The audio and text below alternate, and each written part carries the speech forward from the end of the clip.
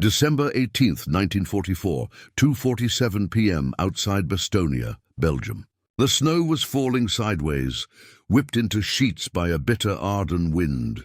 Inside, an M4 Sherman tank named Missouri Belle, Private First Class Dale Hutchkins, squinted through the gunner's sight. Ahead, less than a mile away, a Tiger tank stood like a monument of death, its long 88mm gun turning steady and deliberate toward him. The crew was silent. The intercom hissed with breath. Then came the whisper of inevitability from Sergeant Bill Cordell, the commander. "Dale, that Tiger fires first."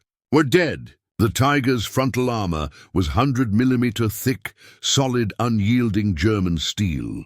The Sherman's 75mm gun could not penetrate it head-on at any range. And yet Hutchkins, a 22-year-old farm mechanic from Nebraska with just 7 weeks of combat experience, was about to do what Army manuals called impossible: kill Attica from the front.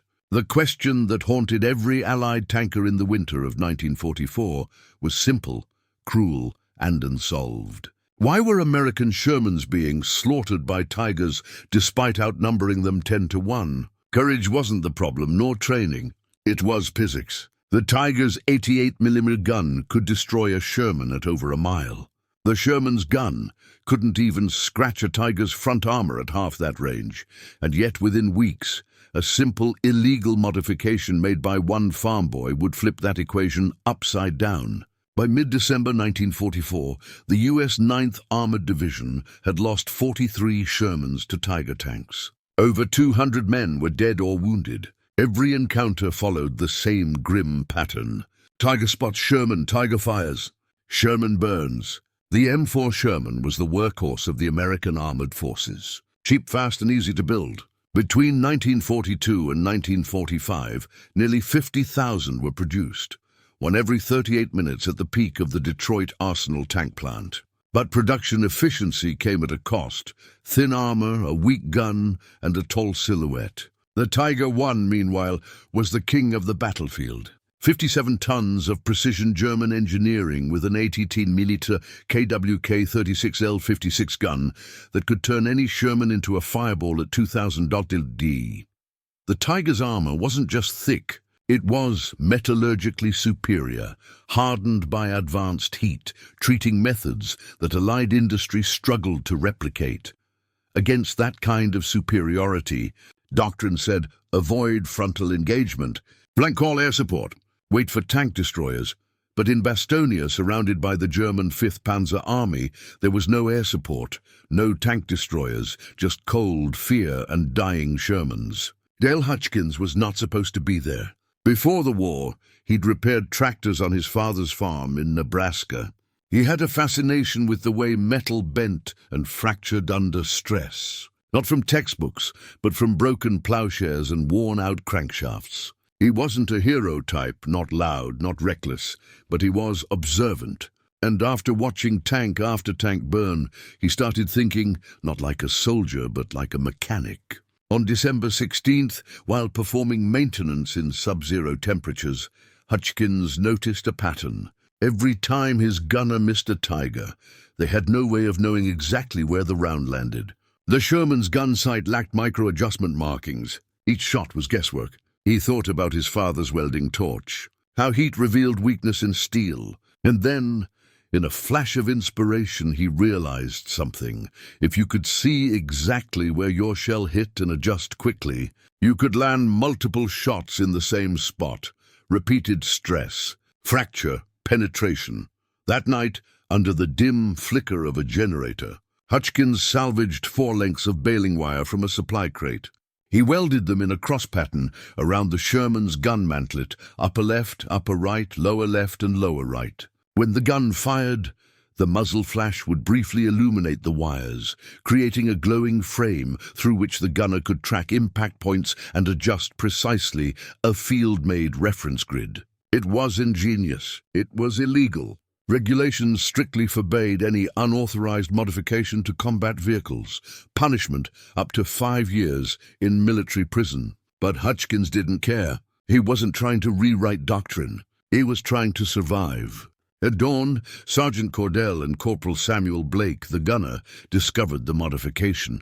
Cordell frowned. "You welded wire to my tank." "Not to it," Hutchkins replied. "For it," he explained his theory. 3 shots in the same spot could fracture even Tiger armor. Cordell hesitated. Then with a wry grin, "Fine, Nebraska. We'll tree your farmer science." At 2:47 p.m. outside Bastonia, they got their chance. A Tiger emerged across a field, 400 wide out. Blake fired. The round struck high and right. The wireframe glowed red for a split second. He corrected, fired again, hit low left. The third shot, same aim point, penetrated. The Tiger stopped. Smoke rose from its turret. It was the first recorded frontal kill by a Sherman against a Tiger. Minutes later, they repeated it on another Tiger. 2 kills, 0 losses. The stupid wire trick worked. By December 20th, 14 Shermans in the 9th Armored Division had copied the modification. Accuracy and follow-up shots improved dramatically.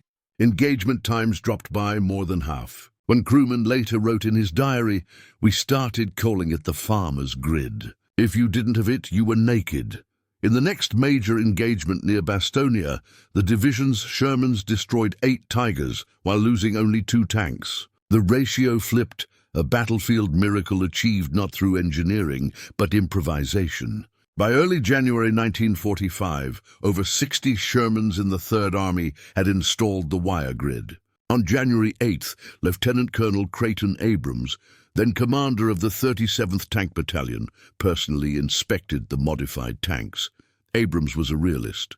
He'd lost men to Tigers. When he saw the results, he ordered the modifications standardized across his battalion and promoted Hutchkins on the spot. He said simply, "You can't teach courage, but you can weld genius." The irony of Hutchkins' invention was that it solved a problem billions of dollars of American industry had failed to address. Factories in Detroit and Lima could build tanks faster than anyone in history, 2,000 Shermans a month at peak output. But speed was no substitute for precision.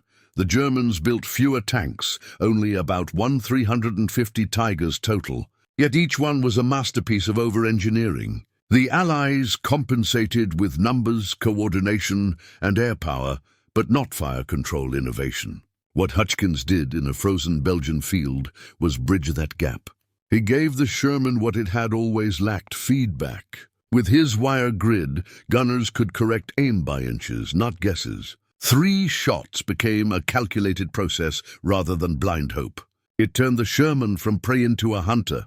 By February 1945, the modification had spread across multiple divisions. Reports credited it with reversing Tiger kill ratios across Western Europe. In March, General George Patton himself, commander of the Third Army, inspected the system. He ordered its installation on all-operational Shermans. By April 1945, over 800 tanks carried the wire grid. The U.S. Ordnance Department later studied the design and validated its effectiveness. But when the paperwork came through, something was missing. The official documentation credited field modifications by unit maintenance personnel, erasing the man who'd made it all possible. Lieutenant Colonel Abrams protested, but the bureaucracy buried his report. When Hutchkins learned of it, he reportedly said, "Names don't stop shells. Steel does." That's enough. The wire trick did more than save Sherman crews. It proved that innovation isn't born in laboratories or command tents. It's born in desperation. Every inch of that frozen battlefield around Bastonia was a graveyard of doctrine. What survived wasn't the official strategy, but the mind of a Nebraska farm boy who understood that even the hardest steel breaks under repeated stress. By war's end, the U.S. Army had destroyed more German tanks than any other Allied force. But buried beneath those statistics lies the quiet ingenuity of men like Hutchkins, Theones who welded survival into the machine. When the war ended, Dale Hutchkins returned to Nebraska.